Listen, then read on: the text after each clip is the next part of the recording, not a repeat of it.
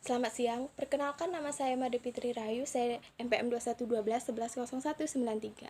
Saya dari kelas 3 MAP 2, mata kuliah Manajemen Keuangan. Di sini saya akan mempresentasikan tentang rasio profitabilitas dan rasio aktivitas. Yang pertama, rasio profitabilitas merupakan rasio untuk menilai kemampuan perusahaan dalam mencari keuntungan. Rasio ini memberikan ukuran tingkat aktivitas manajemen suatu perusahaan. Rasio ini menggambarkan kemampuan perusahaan mendapatkan laba melalui semua kemampuan dan sumber yang ada seperti kegiatan penjualan, kas modal, jumlah karyawan, jumlah cabang, dan sebagai berikut. Adapun beberapa manfaat yaitu yang pertama, mengetahui dengan pasti laba atau keuntungan dari sebuah perusahaan dalam periode tertentu. Yang kedua, menjadi tolak ukur dalam penilaian yang dilakukan bank atau investor kepada perusahaan. Yang ketiga, memahami efisiensi dari sebuah bisnis. Yang ketiga, bagi manajer perusahaan, rasio profitabilitas bisa menjadi pegangan untuk mengevaluasi kinerja dalam perusahaan. Dan yang terakhir, menjadi tolak ukur bagi trader saham dalam menilai apakah saham suatu perusahaan layak dibeli. Dan adapun jenis-jenis rasio profitabilitas, yang pertama, operating margin, yang kedua contribution margin, yang ketiga gross margin, yang keempat margin before interest and tax, yang kelima EBITDA margin, yang keenam pre-tax margin, yang ketujuh profit margin. Dan adapun return on investment, yaitu return on asset dan return on total capital. Dan ada return on equity dan return on sales. Return on sales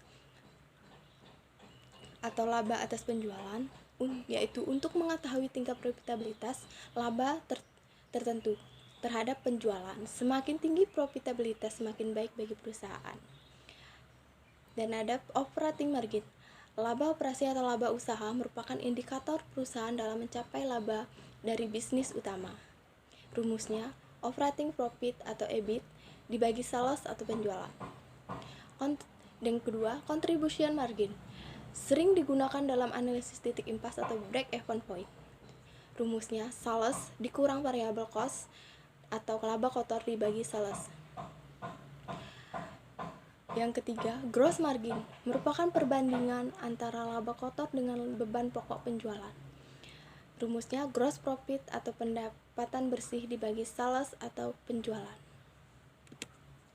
Yang keempat, margin before interest and tax, yaitu mengukur margin sebelum pengaruh struktur modal dan pajak, tetapi setelah laba dari inflasi semua laba dihitung baik yang berasal dari pendapatan utama atau anak perusahaan. Rumusnya EBIT dibagi sales. EBITDA, yang kelima, EBITDA margin adalah memperoleh perhitungan arus kas yang mengabaikan unsur penyusutan. Rumusnya EBITDA dibagi sales. Yang keenam, pre-tax margin, yaitu rasio sebelum pajak. Untuk rumusnya ada dua, yaitu ada pre-tax margin, rumusnya EBIT dibagi sales, dan effective tax rate, yaitu income tax expense dibagi sales. Yang ketujuh, profit margin atau net, mengukur ratio atau laba bersih untuk mengukur kemampuan perusahaan dalam rangka memberikan return kepada pemegang saham. Rumusnya net income atau EAT dibagi sales. Dan ada rasio aktivitas. Rasio aktivitas adalah rasio yang digunakan untuk mengukur efektivitas perusahaan dalam menggunakan aktiva yang dimilikinya untuk mengukur efisiensi atau aktivitas.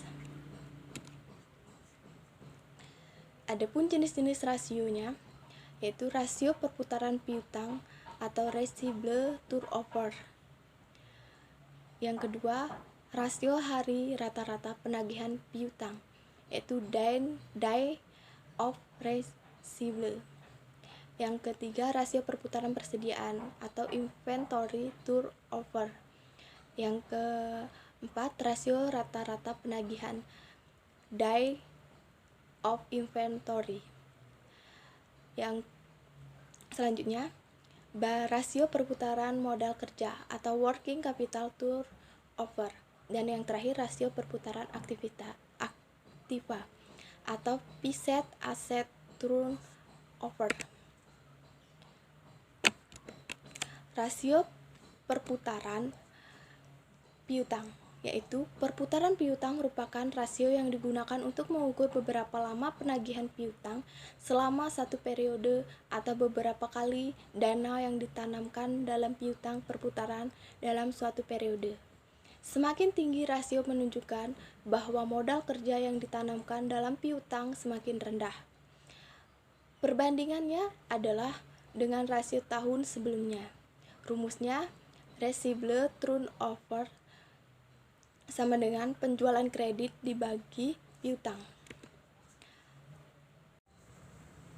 Rasio perputaran persediaan, yaitu perputaran persediaan merupakan rasio yang digunakan untuk mengukur beberapa kali dana yang ditanamkan dalam persediaan atau inventory berputar dalam suatu periode, atau rasio yang menunjukkan beberapa kali jumlah persediaan diganti dalam satu tahun.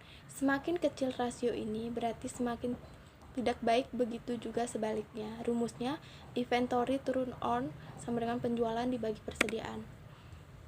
Selanjutnya, rasio perputaran modal kerja, yaitu perputaran modal kerja merupakan salah satu rasio untuk mengukur atau menilai keefektifan modal kerja perusahaan selama periode tertentu. Artinya, berapa banyak modal kerja perputaran selama suatu periode atau dalam satu periode. Rumusnya, perputaran modal kerja sama dengan penjualan bersih dibagi modal kerja. Sebelumnya, saya ucapkan terima kasih.